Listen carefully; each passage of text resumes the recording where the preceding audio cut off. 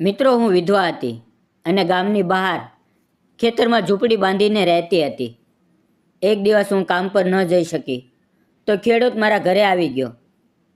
જ્યારે મેં દરવાજો ખોલ્યો તો તે અંદર આવીને મારો હાથ પકડીને મને ચૂપ કરાવી અને કહ્યું કે આરતી, તું ચિંતા ન કર, હું તને અને મીરાને ક્યારેય ભૂખ્યા નહીં રહેવા દઉં.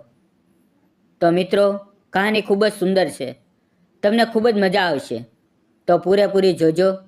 તો ચાલો કહાની શરૂ કરીએ. મિત્રો, મારું નામ આરતી છે. મારી ઉંમર 28 વર્ષની છે. હું ગુજરાતના ભાવનગર જિલ્લાના એક નાના ગામ સરસ્વતીપુરમાં રહું છું. આ ગામમાં ખેતરોની વચ્ચે મારી એક નાની ઝૂંપડી છે, જેમાં હું અને મારી 3 વર્ષની દીકરી મીરા રહીએ છીએ. ઝૂંપડીની ચારે બાજુ લીલા ખેતરો લહેરાતા હોય છે. સવારે પક્ષીઓનો કલરવ અને સાંજે સૂર્યાસ્તની લાલીમાં બધું જ સુંદર છે. પણ મારા જીવનમાં તો અંધકાર જ છવાયેલો હતો. મારું જીવન ખૂબ જ મુશ્કેલી અને દુઃખથી ભરેલું હતું. શરૂઆતમાં પહેલાં તો બધું સુંદર હતું. મારા પંકજ સાથે લગ્ન થયા ત્યારે હું 22 વર્ષની હતી. પંકજ એક સાદો માણસ હતો. ગામમાં જ નાની ઇલેક્ટ્રિકની દુકાન ચલાવતો હતો. તેમની હસતી આંખો, મીઠી વાણી અને મહેનતુ સ્વભાવ, આ બધું મને પસંદ હતું. અમારા લગ્ન પછી અમે નાનકડા ઘરમાં રહેવા લાગ્યા. દરરોજ સવારે પંકજ દુકાને જતા અને સાંજે થાકીને આવે ત્યારે મીરાને ખંભે બેસાડીને ફેરવતા. અમારું જીવન ખુશીઓથી ભરેલું હતું. મીરાનો જન્મ થયો ત્યારે તો અમારા ઘરમાં જાણે સ્વર્ગ આવી ગયું હતું. મીરાની નાની નાની હસી, તેના નાના નાના હાથ અને એને પકડીને ચાલવું, તેના પપ્પા મમ્મી કહેતા બોલ, બધું જ અમને જીવવાનું કારણ આપતું હતું. પંકજ મીરાને ગોદમાં લઈને કહેતો, આરતી, આરતી, આ તો આપણી દુનિયા છે. અમે ત્રણેય એકબીજાની સાથે ખૂબ જ ખુશ હતા. પણ કુદરતે કદાચ અમારી ખુશીનો પસંદ નહોતી. એક દિવસ જ્યારે પંકજ દુકાનમાં વાયરિંગનું કામ કરી રહ્યો હતો ત્યારે અચાનક ઇલેક્ટ્રિક શોક લાગ્યો. તેમના હાથમાંથી વાયર છૂટી ગયા અને તે જમીન પર પડી ગયા. દુકાન પાસેના લોકોએ બૂમો પાડી. ગામના લોકો તેમને દોડીને હોસ્પિટલ લઈ ગયા. પણ ડૉક્ટરે કહ્યું કે તેમનું હૃદય બંધ થઈ ગયું છે. હું ઘરે હતી. મીરા રમતી હતી. અચાનક ગામના કેટલાક માણસો આવ્યા અને કહ્યું, આરતી, પંકજને. તેમના શબ્દો અધૂરા રહી ગયા. પણ મને સમજાઈ ગયું. મારું વિશ્વ જાણે તૂટી પડ્યું. હું ત્યાં જ પડી ગઈ અને ધ્રુજકે ધ્રુજકે રડી પડી. પંકજ, તમે મને અને મીરાને છોડીને ક્યાં જતા રહ્યા? હવે અમે કેમ જીવશું? હું છીચ પાડીને રડતી હતી. મારા આંસુઓ રોકાતા જ નહોતા. મીરા મને જોઈને ડરી ગઈ. તે મારી પાસે આવીને કહેવા લાગી, મમ્મી, પપ્પા ક્યાં છે? અને હું તેને વળગીને રડતી રહેતી. તે દિવસે મારી દુનિયા અંધારી થઈ ગઈ. પંકજના મૃત્યુ પછી મારું જીવન નર્ક બની ગયું. મારા સાસરિયામાં કોઈ નહોતું. તેના મા બાપ વર્ષો પહેલાં મરી ગયા હતા. મારા મા બાપ પણ નાનપણમાં જ ગુજરી ગયા હતા. તે પણ આ દુનિયામાં નહોતા. હું એકદમ એકલી પડી ગઈ. ગામમાં અમારી નાની ઝૂંપડી હતી, પણ જીવવું મુશ્કેલ થઈ ગયું. પંકજની દુકાનમાંથી જે થોડા પૈસા આવતા હતા તે પણ બંધ થઈ ગયા. હું રાત દિવસ વિચારતી કે કેમ જીવશું. મીરાને દૂધ પીવડાવવું, તેને ખાવાનું આપવું, બધું જ અશક્ય લાગતું. ઘણી વખત તો રાતે મીરા ભૂખી સૂઈ જતી અને હું તેને વળગીને રડતી રહેતી. ભગવાન, અમને ક્યાં સુધી આટલું દર્દ આપશો? મીરાનો શું વાંક છે? હું આકાશ તરફ જોઈને કહેતી. મારા આંસુઓ ગાલ પર વહી જતા. ગામના લોકો મદદ કરવા આવતા. કોઈ થોડા અનાજ આપી જતા, કોઈ કપડાં, પણ એ બધું અસ્થાયી હતું. ગરીબીની તંગીમાં જીવન વિતાવવું પડતું.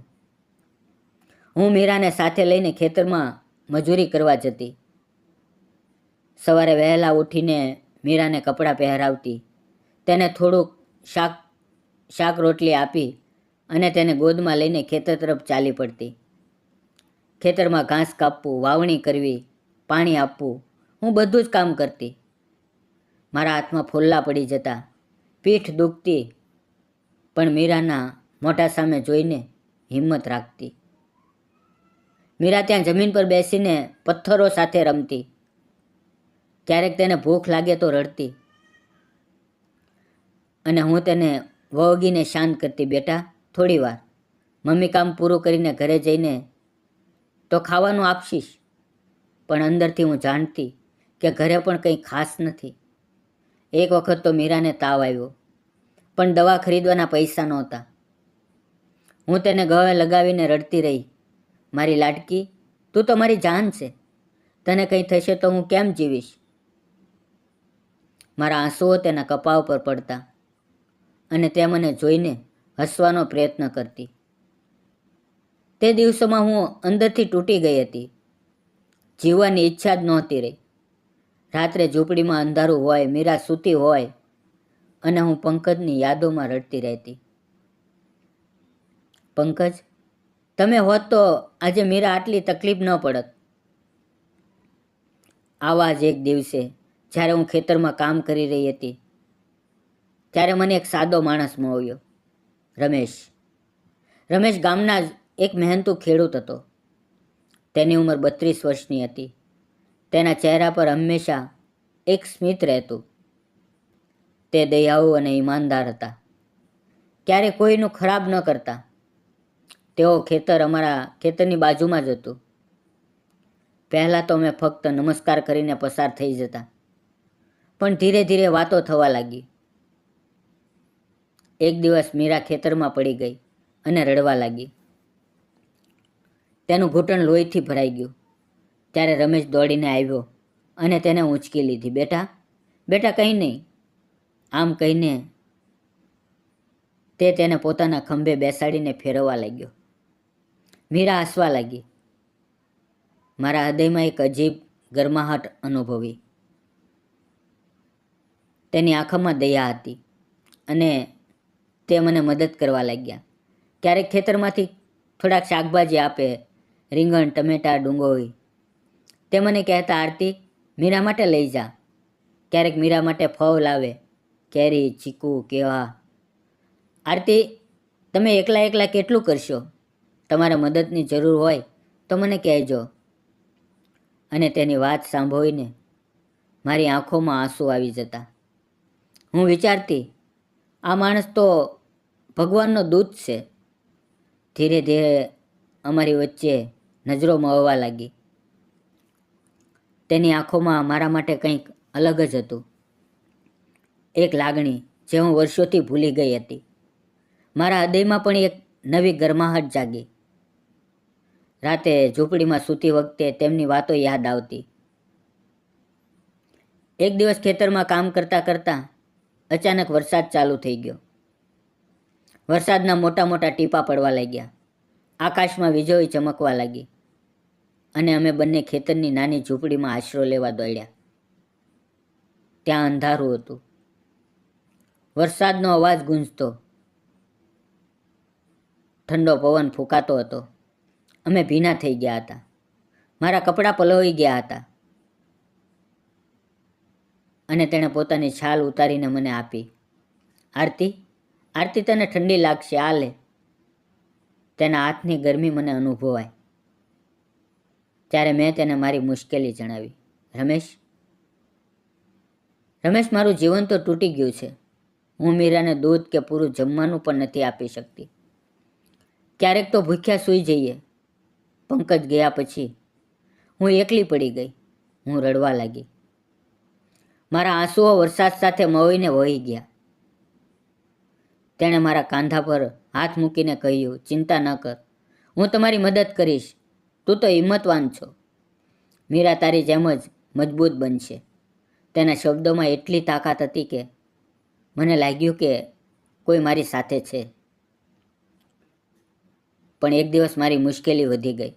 હું ઘરમાં કામ કરતી હતી, ઝૂંપડી સાફ કરતી હતી, ત્યારે અચાનક પગ મરડાઈ ગયો.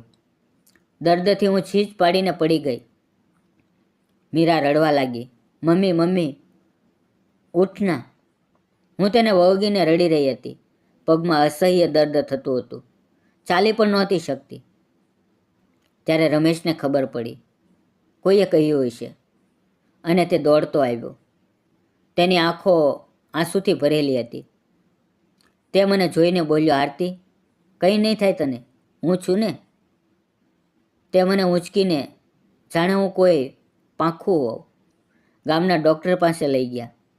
ડૉક્ટરે પટ્ટી બાંધી દવા આપી અને કહ્યું થોડા દિવસ આરામ કરો. રમેશે પોતે પૈસા ભર્યા. ઘરે પાછા આવ્યા ત્યારે તેઓએ પોતે તેલ ગરમ કરીને માલિશ કરી. તેમના હાથની ગરમી મારા પગમાં નહીં પણ હૃદયમાં ઉતરી. આખી રાત તે મારી પાસે બેઠા. મીરાને પણ રમાડતા રહ્યા, તેને વાર્તા કરી. એક હતી નાની રાજકુમારી. મેં તેને પૂછ્યું, રમેશ, તમે મારા માટે કેમ આટલું કરો છો? તમારું તો પોતાનું ઘર છે, ખેતર છે. અને તેણે શાંતિથી કહ્યું, કારણ કે તમે મારા હૃદયમાં વસી ગયા છો. તારી હિંમત જોઈને મને પ્રેમ થઈ ગયો છે. તે રાત્રે હું મારું દર્દ તેને કહેવા લાગી. રમેશ, મારા પતિ પંકજને શોક લાગ્યો ત્યારે હું તૂટી ગઈ. તેને હોસ્પિટલમાં જોઈને મારું હૃદય ફાટી ગયું. મીરા તો નાની છે, તેને પપ્પા વિના કેમ મોટી કરું? ગરીબીમાં જીવું છું. ક્યારેક તો મીરા ભૂખી સૂઈ જાય છે. હું રાતે એકલી રડું છું. હું ધ્રુજકે ધ્રુજકે રડી પડી. મારા આંસુઓ તેમના હાથ પર પડતા હતા. તેણે મારો હાથ પકડીને કહ્યું, આરતી, આરતી, તું દુનિયાની સૌથી હિંમતવાન માં છો. તું દેવી છે. હવે હું છું ને, તને અને મીરાને ક્યારેય એકલા નહીં પડવા દો. મીરા મારી દીકરી છે. તેના શબ્દોમાં એટલી ગરમાહટ હતી કે મારું હૃદય દ્રવી ઉઠ્યું. તે રાતે મને પહેલી વાર લાગ્યું કે હું ફરી જીવી શકીશ. ધીરે ધીરે અમારી લાગણી વધી. રમેશ દરરોજ આવવા લાગ્યા. મીરાને નવા કપડાં આપ્યા, તેને શાળાએ મૂકવા લાગ્યા. મીરા તેને પપ્પા કહેવા લાગી. એક દિવસ સાંજે સૂર્યાસ્તના સમયે ખેતરની વચ્ચે ઊભા રહીને તેણે કહ્યું, આરતી,